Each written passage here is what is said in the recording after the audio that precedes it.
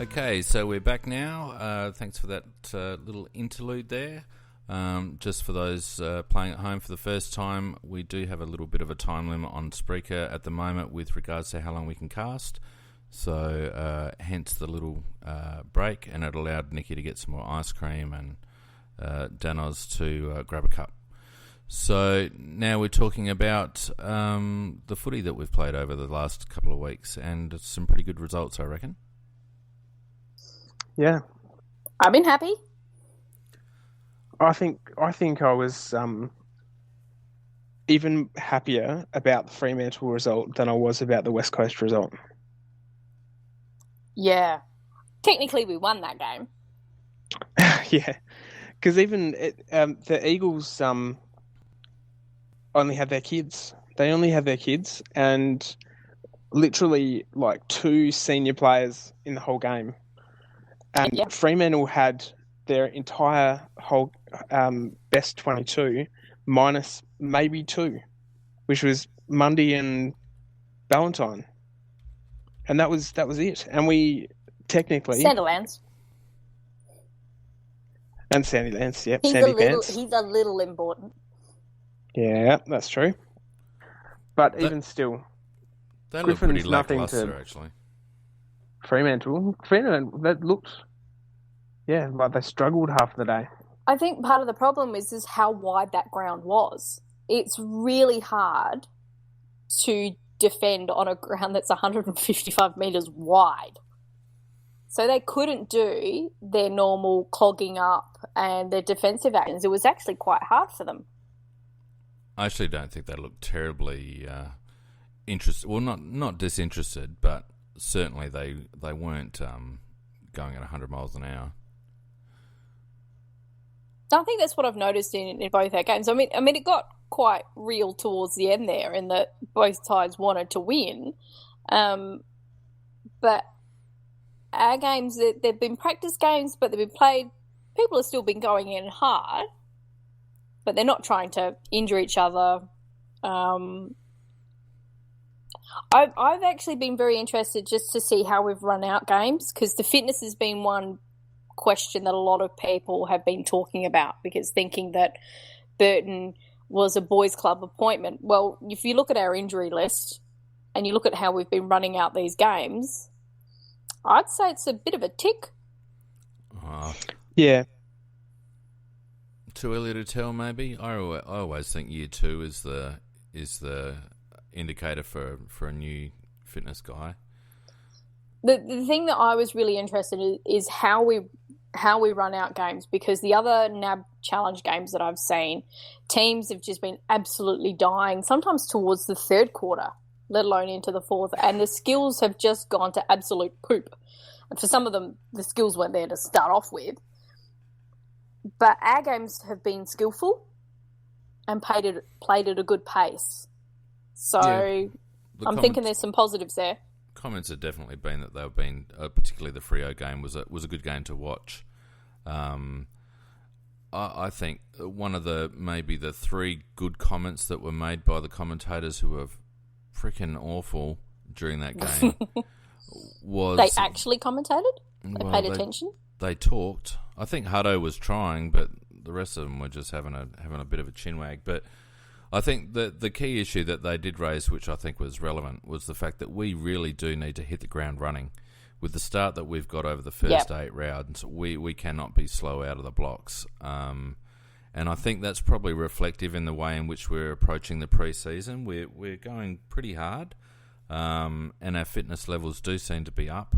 And hopefully that's reflected in round 1 and the first couple of rounds in terms of our intensity and our ability to get a couple of early wins on the board while people are still getting going. well, Pikey has also been very clear on the fact he doesn't want to instill a losing culture. He wants us to be winning, even preseason games. Yeah. Yeah. And it's a fair call too. There's a lot to be... Like, you have a look at how Hinkley came out after the Port game, and you could say, well, it was Port v Melbourne at Elizabeth, who cares? And yet Hinkley was scathing with regards to their effort. because he knows that it was effort from them last year that was, no small part played a role in their downfall last year. And if they come out this year and do the same, they're not going to get anywhere near to their potential.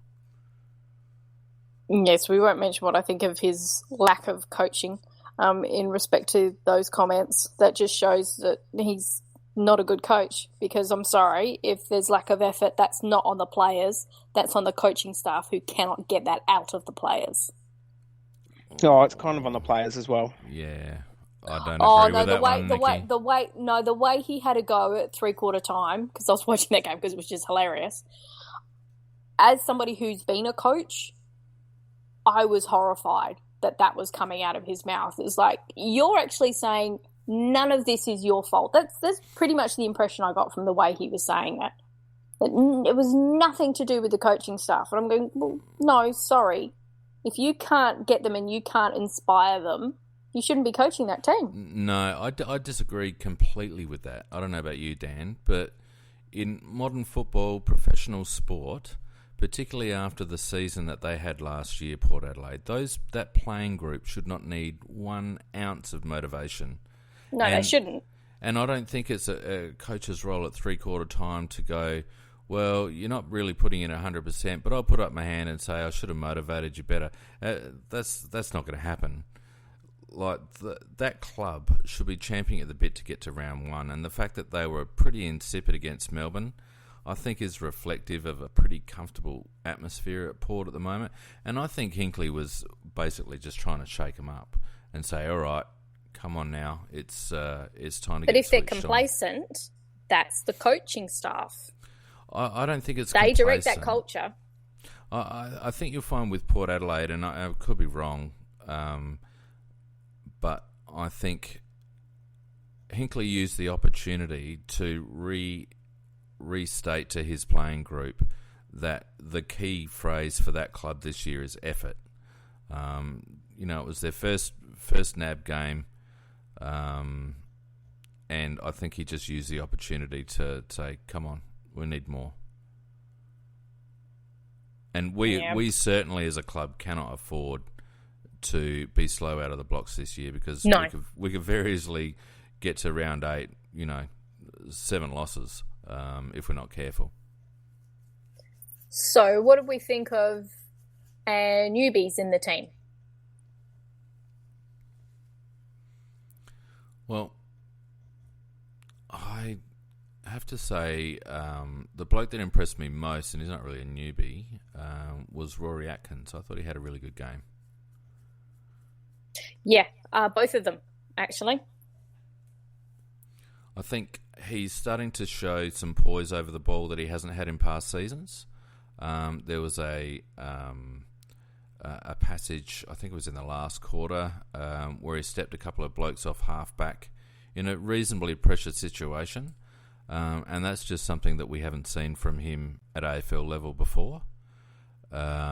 So I think he's going to step up this year and be a really handy player for us. So who are our wings? I think Seedsman showed a fair bit in the first half. Same. Against Freo. And I think it was I'm getting distracted here. I think Big fella's naughty. I've just completely lost my train of thought. Sorry, guys. You like Seedsman in the first half? Yeah, that's right. So I'm getting distracted again. Come on, guys. Sorry about that. Just for listeners at home, we've had a gate crasher. Big fella's joined us, and he's actually texting us at the moment in the background. I'm just about to kick him out of the cast because apparently we need to focus. Yeah, it's your fault, big fella. Stop it. Yeah, it's the coach's fault, big fella. Look, I think Seedsman definitely has to be on one wing. That's entirely my opinion. I don't know whether it's just a shiny new toy thing or whether I feel like one of the things I've liked most about the 2 games we've had so far is that we've changed from the see ball, get ball, bomb it onto our forwards' heads to trying to construct things and control the tempo, and there has been little passages of play where we've done little kicks 20, 25 metres between 5 or 6 players, and we've gone from the back half to the forward half. And I think that's one big change that I've noticed from last year that I haven't seen before. Or that kick, sort of like that 45-degree angle, just like dead straight off to the side, which that just is a little short kick, but often it's opening then up the corridor, and we just run it through, and it's getting the opposition off guard. I think what I noticed as well was that wasn't the only thing that we did. That we seemed to have 2 or 3 different ways in which we moved the ball. We were keen to utilise the corridor when we could, but often we would run through a zone with hands as well. You wonder what the impetus on the ground for that is, whether it's situational, whether that's something they've been training, that situational awareness to understand how to get through a particular defensive situation, whether it be a long kick, a switch play, utilising handball. The variety was really good, I thought. And our ability to pick out players in traffic with short kicks is something that we've always, or for the most part of my memory, we've struggled to do. And already in these 2 games, we've been able to do it. Well, and the person that impressed me the most in doing that was Josh Jenkins. I thought the way he laced out that Fremantle defender in the last quarter, came slightly off the side of the boot. I just stood up and applauded. I thought that was gold. Come now, Phoenix. Sorry, JJ. To be fair, we had a player and he was trying to get him to move forward, which is what you're supposed to do. You don't kick it to somebody who's stationary. It just kind of went a little bit too far forward. Yeah, with the Freo guy. The Freo guy wasn't stationary right. either. Yeah, the Freo guy was on the move. Was right. He it was did a well. nice pass. It was great. The other thing that was really interesting, and my mum noticed it, so shout out to hi mum, was as soon as we get tackled, both arms, ball straight up in the air. So our arms are clear. And also when we're on the ground, we're doing the little rugby roll. So if we get tackled and we're on the ground, we do that little roll so the body's on the side, and you just put your hand straight out with the ball, with your hand on the ball, so if one of our players is there, they can take it and go. But if one of their players is there, we've still got control, or we're still trying to keep it in. So yeah, it's one of those things though that I've seen them do it a couple of times and thought, oh, we're going to get pinned here for incorrect disposal. I can see it happening, that we're going to start getting pinged for it. Someone's going to kick up a stink and we're going to start getting pinged. I've actually noticed that the umpires have been paying the Hawthorn free, which they've never paid for a very long time, which is just dropping the ball straight away as soon as you're tackled, which is what Hawthorn have been doing for years and have never been called on it. I've noticed in a couple of games the umpires have actually been calling it. So I think Hawthorn are in slightly more trouble than what we will be. The one out to the side with the hand on the ball, that's not really an incorrect disposal in a way, because you're on the ground. Yeah, but there's a difference there than just dropping it. If it was on the ground and you're just pushing it out, then yes, that's okay. But if you are holding it and get tackled to the ground and then push it out to the side like that, then that's incorrect disposal. I think the way they were going down, their arms were already out and away. Yep. So we'll see how that progresses. We will. But I felt that was really interesting. That's obviously some 2 new things that we've seen being coached. Both clearly something that we've not done before and we're doing, which is definitely new this year. And that little handball forward, and we've always got 2. I noticed there were always 2 running options, 1 on each side. So, and our players were obviously being given the license to pick the right option. And they seem to be doing it. Yeah, I think our general spread, both running forward and also defensively, has improved substantially. And I don't think it's clearly not a fitness thing, because the feedback is that they're not training quite as hard as they have in previous seasons. So it's clearly just system and blokes knowing what they need to do and when they need to do it. I felt like we covered the ground pretty well, and I didn't notice us get hit on the turnover to any great extent, which has been our Achilles heel over the last 2 to 3 years. So that's a good sign as well. Do you know, I have not actually noticed that until now, but now that you mention it, oh gee, that's obvious. We have not been hit by really, really poor turnover and goals. I reckon there might have been two, one in the Fremantle game and one in the West Coast game. Well, Christ, if that's all we're giving up, then that's a I'm win. okay with that. A huge win. Well, when you consider that Ross had a couple behind the ball in that Freo game, and that's how they play it when they stack the back lines. They clog it up and then they flick it out and away they go. The fact that we really didn't get burnt by that tactic, really positive, I reckon, and it just shows probably a really good buy-in to Pike's game plan and good understanding with Pike's game plan. And given that he was one of the architects of the web at West Coast, that's probably the thing that excites me more than anything else, is just that IP from West Coast. Because let's face it, that pulled them straight up the ladder, that defensive structure that they had down there. And then there's the game that Danos is currently watching, where we ripped that defensive structure to shreds, and basically showed Hawthorn how to do it. I don't even know whether you'd take any notice of that game. I mean, it was a nothing game. It was a nice one. I mean, it was good to get off the board, but I don't think in terms of structures, but in terms of letting the blokes get out there and have a run around and kick some goals. Sometimes just a bit of a bonding session can do some wonders.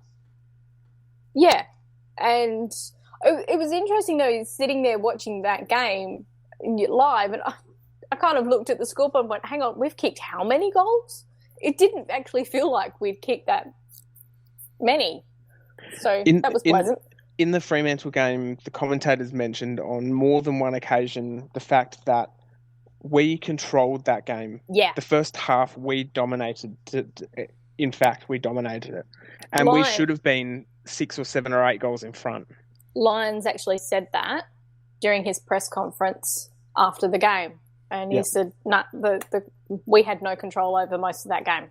They had control.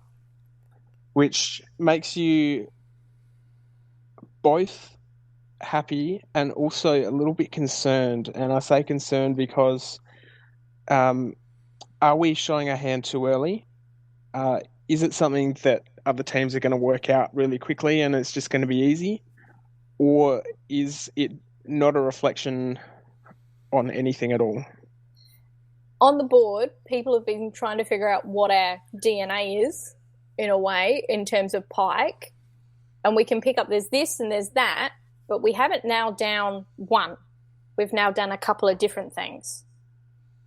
So... Is this in regards to what we were talking about earlier? Yeah. So I think that's going to be a bit harder for teams. They can say, okay, well, they do this sometimes, and other times they do that. We don't know when they're going to do it. I also think that there's a case to be made that it doesn't really matter if teams understand what you're doing, and Hawthorn is a classic example where everyone knows what they're doing. The fact is that they just do it so well that no one can counter it. And I think if you're playing to your structures and your game plan well enough and you're executing well enough for long enough, teams, whether they know what you're doing or not, are gonna struggle to keep with you for 4 quarters, and hopefully that's what we're building towards. I think we actually had that a little bit last year. We knew that if we kept doing what we were doing and did it well enough, we would win. And a lot of the games that we lost was because there was a singular breakdown in one part of the chain, and almost the entire time it was not being able to kick straight. If you go back and have a look at some of the games, if you have a look at some of the stats for the games, you'd see that almost every game that we won, we started the game kicking straight. If we started the game kicking like points. 4 or 5 behinds in the first quarter, we were almost 50 or 60% more likely to lose the game. Well, that's what I liked about what we saw from Walker that West Coast game, is that his radar was off, but he managed to correct it during the game, and he turned it around in the second half. Now that takes a bit of ability to be able to do, because a lot of players would just drop their bundle once you start missing. Didn't he at one stage last year kick something like 1 goal 7 or something in a game? Yeah. Well, hopefully that's something that he's getting a handle on, because it's never before last year. I don't remember him having a really poor. I think it's getting used to goal that marker. knee. Yeah, the knee and coming back again. I actually think it's a bit different. To be honest with you, I actually think Tex's technique has changed just slightly. His natural from 50 leg is not what he does when he's lining up from 30 metres. Nah, he stabs from 20, 30 metres. Yeah, and someone's got to get in his ear and tell him to kick it over the grandstand from 30 metres. He's not as bad as JJ. Oh, fucking JJ. Oh, I'm almost... I know that a lot of people don't agree with how I feel about JJ, but he's one of... I love him. He's one of my more comfortable set shots. Depends on if he's really close. That's where he tends to freeze up. He's really good from the boundary line. He can kick a drop punt from just about anywhere.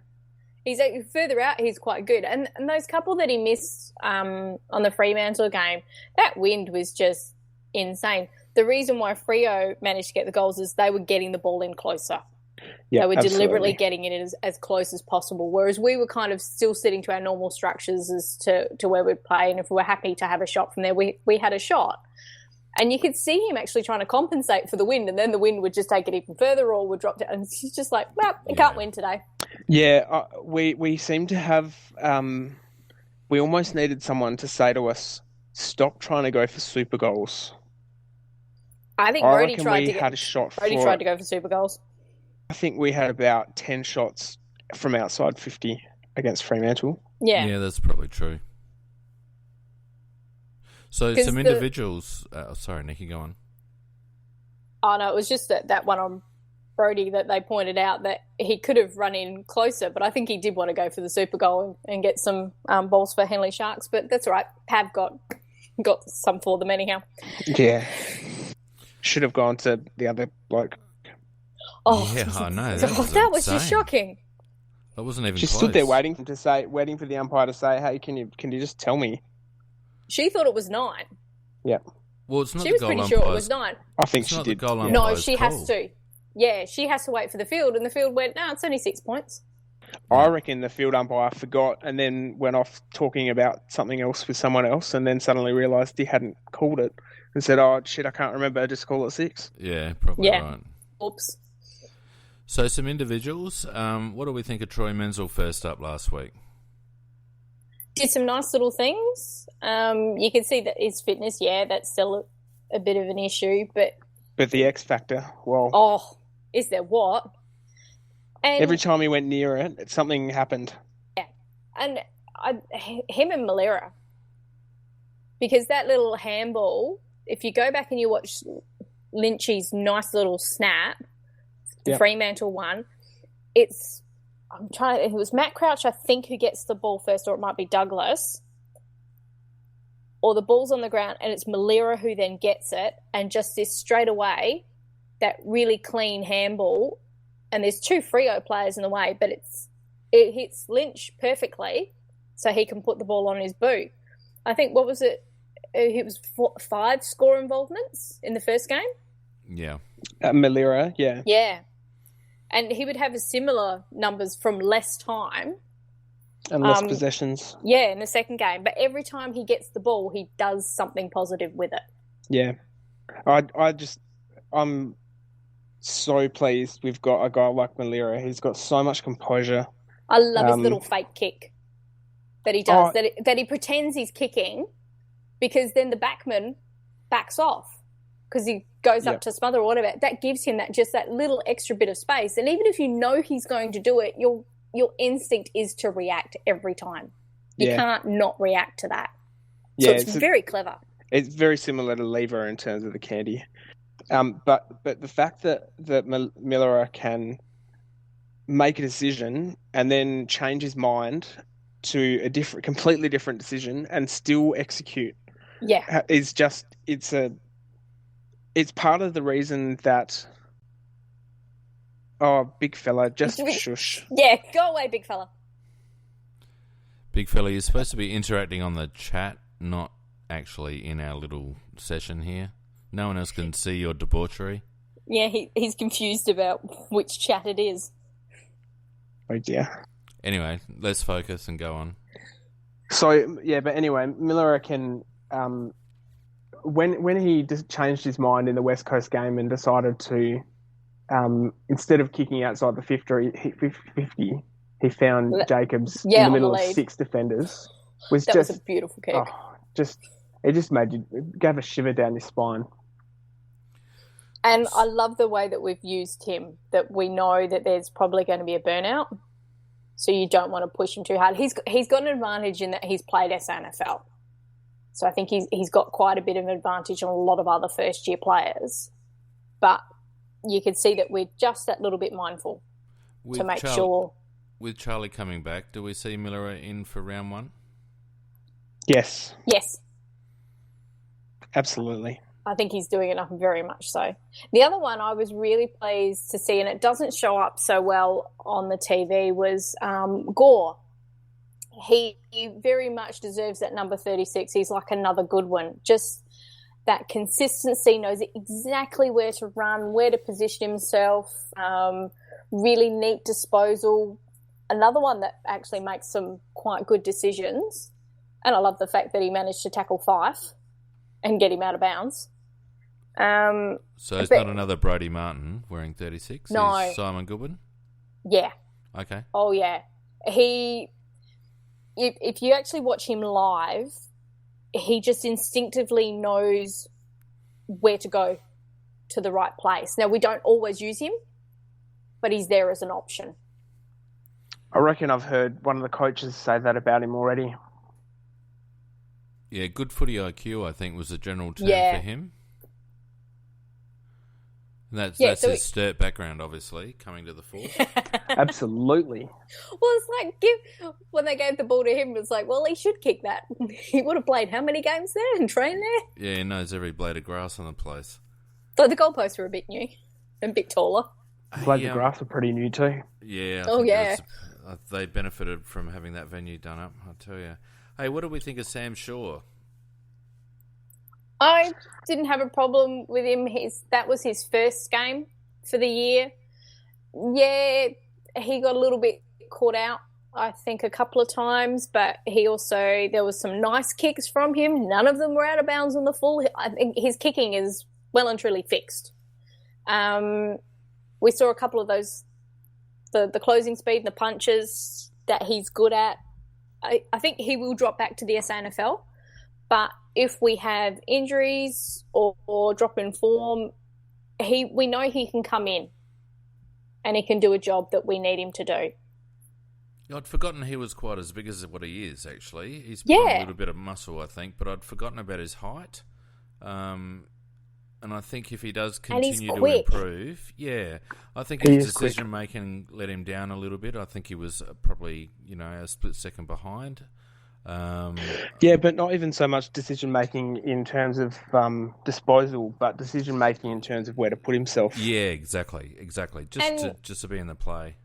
He's only played half a season last year.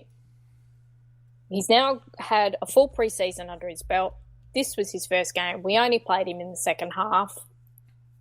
I'm just going to wait and see where he goes, but I'm not going to hang him and think he's useless and not up to AFL standard, which some people have said. I actually think our backline looks relatively solid at the moment. Rory's just picked up where he left off. So's Brownie. Brownie has two. Hartigan is and more really offensive solid. from Brownie. Yes, very much so. Certainly an effort by Brown to impact the game more? That third quarter, the very start of the third quarter against the West Coast game, where it's on our half-back line, the ball goes to Brown, and there's the big kick that could happen out onto the wing, and he's got a few players in front of him, and instead he's spotted that one player in the middle in the clear, changed his mind, what we were saying before about Malera, and done the kick in the middle, and we've run it down for a shot on goal. That from Brownie? Yep. Yeah. Obviously, the key is us going to... Sorry, Dennis, go on. No, you go. I was just going to say that the key will be to be able to execute that under home and away match pressure, but it is good signs. Yeah, I think our backlines, I mean, I'm one of those who really would like to see Smith in the midfield, but we've got those options and he can play off that half-back line. He's not the greatest defender, but he's probably still better-minded defender than some of the others. See, I think we're going to have, for parts of the season, a 7-man defence. Yeah. And I think that Lever and Hardigan and Towles will be our tools. I think Brodie will probably play somewhat of a midfield role, but starting from defence. Yep. Brownie and Laird obviously will stay where they are, and I've got a feeling that Sheeny, the way that he's played these two games, strikes me as someone who is quite set, and I think Cheney might actually get a few more games than he did last year. Yeah, I agree. As almost as a loose defender and matching up on those mid-sized guys who have given us grief in the past. He's got really great hands. That his contested marking is amazing.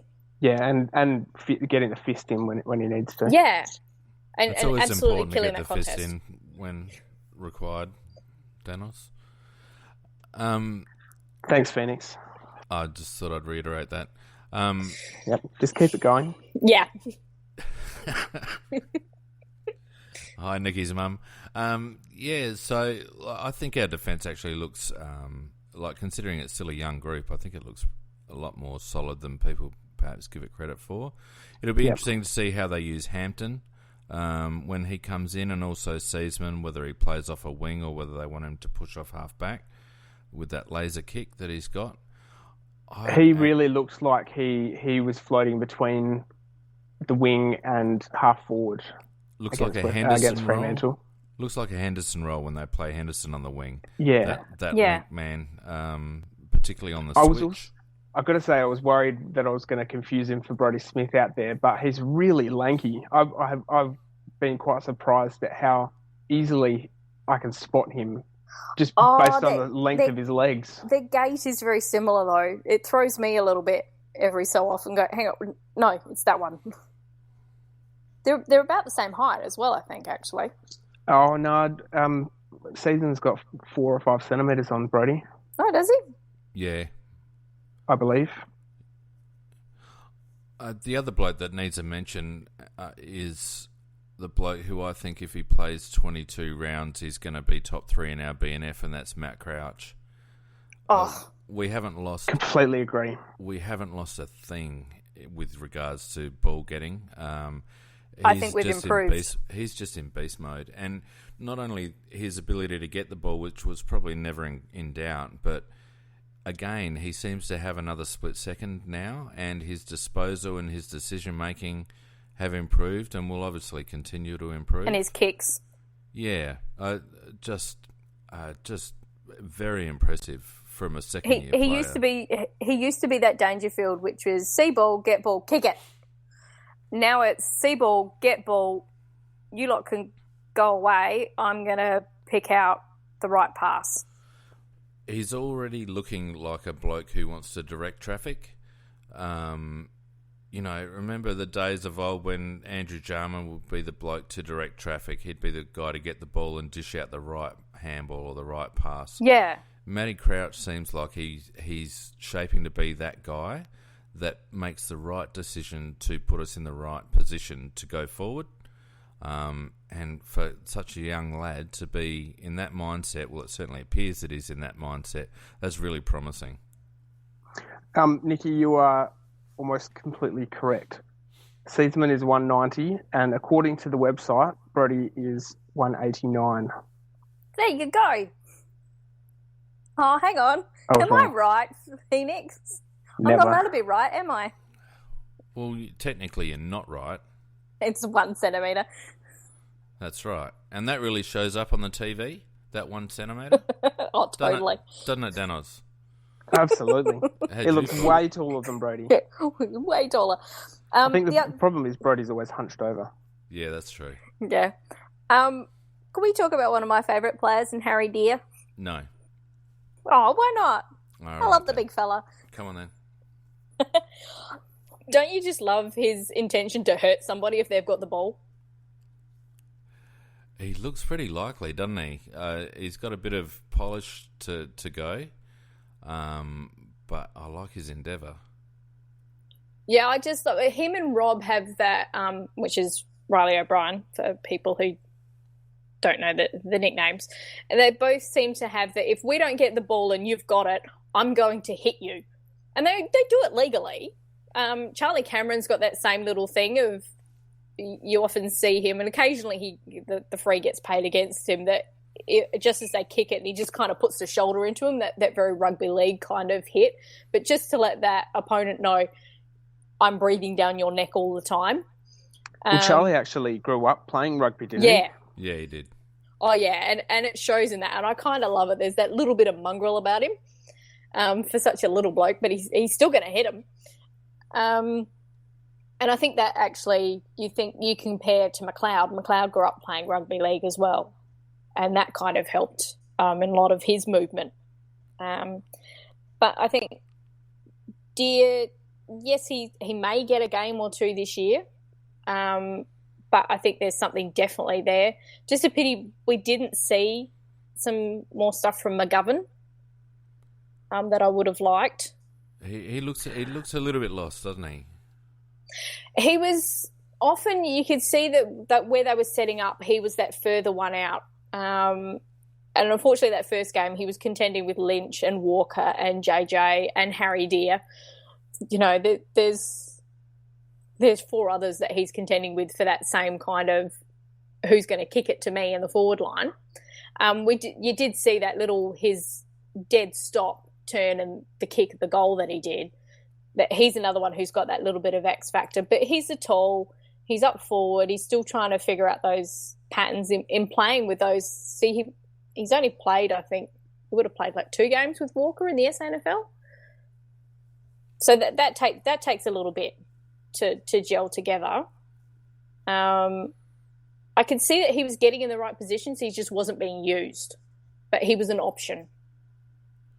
Yeah, the thing with a key forward like that, that's something he's going to have to overcome. Yeah. He's going to have to demand the ball. Whether he's able to do that going forward, I mean, you know, hopefully he's able to impose himself in the SANFL this year. That's what I'm looking forward to. Certainly at AFL level, he just didn't quite look ready to impose himself or demand the ball. But he doesn't look the worst out there when he's actually got the ball in hand. No, and that's what I was pleased with. You could see, well, okay, they're not going to come in and do a Malira, which is kind of amazing. But there's something there. We've got some depth, which I'm quite pleased about, and looking forward to going to watch SANFL games. This might actually make some more people turn up to SANFL games to watch second stringers play. Yeah, I'd like to get to a few this year. I haven't been yet, but I think, given the spread of depth that we've got, as you mentioned, Nikki, I think it's going to be quite interesting to watch some of these blokes come on. And congratulations to Luke Carey. He's the captain of our SANFL team. He's a really nice defender, for those who haven't watched us play. And he's occasionally been put in the midfield as well in the SANFL side and done okay there too. Is Heath Uni coaching again this year? Yes. He's done pretty well with that spot, actually. It's he's obviously able to translate what the head coach wants and put it into action in the twos. And that's exactly what you need for that kind of coach, is he has to implement that same game plan. Yeah. And I think that takes a special kind of person. And I think he's got that little teaching background, which I know Walshy loved. But I think that was also why once Walshy passed away and Campo took over, sitting next to him in all of the AFL games then was Uni. So Heath Uni basically came in as the senior assistant, and you could see some little chats were occurring in the box between the two of them, because Uni would have known the game plan backwards and forwards even more than Campo would have. Yeah, you're right. And I remember that being something that was spoken about a little bit, but not often. Well, and I think that would appeal to Pikey too. Pikey's a thinking coach. I think as time goes on, it will become clear that whilst their personalities might be different, I think their footy philosophies, Walshy and Don Pike, are pretty similar in terms of what they're trying to achieve. So he's going to be an excellent appointment, Don Pike. I have no doubt about that. Yep. I hope we can have a coach that sticks around for a while. That would be good. Be nice. So we're off now until the 11th of March, which is a bit of a... I didn't even realise that until I looked at the calendar just then. Yeah, I know. There's no footy this weekend. Well, there's other teams playing, but do we really care? No. No, there's actually no footy this weekend. No SNFL either, is there? So... nope. We can go off and do other things. So, in summing up, so far happy with NAB? Yeah, I think we've got out of it what we've needed to get out of it. We've exposed some new guys. We've got some runs on the board. We've got some winning culture, as you said. I'm happy. Yeah, I'm pretty happy too. Yeah, I think it's a good start. Promising start. We don't seem to have missed a beat.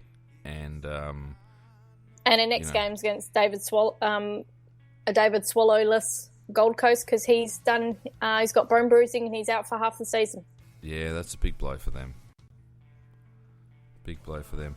All right, well, I guess that's time to wrap it up. We're just about at the end of our little time allocation. It's been great to be with everyone tonight. Peter, if you're around the place, come on, mate, you're better than that. That'll be a fine in the jar for you if you ever dare to show your face again over the next couple of days. But in the meantime... Does he have to scull some red? Oh, well, I think that's the issue. I think that's why he's a no-show in the first place, to be honest. Phoenix, is that music in your background? Absolutely. He's going up and down. Like that? Good. It's my little... I'm just trying to be professional here, you know. Anyway, we're down to our last minute and a bit. So thanks again, Danos. Thanks, Nikki. Thanks, Phoenix. Thanks, big fella who wouldn't go in the other chat. Yeah, just a poor performance by the moderator, I have to say. Shocking. Just a little plug before I go for the people who bring you this lovely podcast, Casmar Event Technology. We're doing a gig at the Emu on the 12th.